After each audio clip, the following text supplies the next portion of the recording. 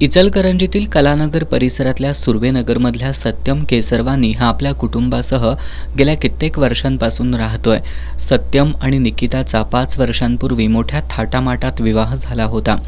विवाह झाल्यानंतर सत्यम आणि त्याचे आईवडील निकिताकडे वारंवार पैशाची मागणी करत होते. निकिताच्या आईवडिलांनी जावयाला पैसेही दिले होते, पण तरीसुद्धा निकिताचे पती, सासू, सासरे हे वारंवार तिचा मानसिक छळ करून तिला मारहाण करत होते. ते सुद्धा ती सहन करत होती. निकिताला 2 वर्षाचा मुलगा असून सध्या ती 5 महिन्यांची गर्भवती आहे, पण याची फिकीर पती आणि सासरे करत नव्हते. काल सुद्धा आईवडिलांकडून पैसे घेऊन ये अशी मागणी करून तिला मारहाण करण्यात आली होती. अखेर या छळाला कंटाळून निकिता हिनं राहत्या घरामध्ये गळफास घेऊन आत्महत्या केली.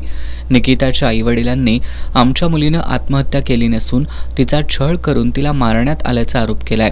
याची दखल घेत शिवाजीनगर पोलिसांनी पती सत्यम केसरवानी आणि सासरे यांना चौकशीसाठी ताब्यात घेतलंय.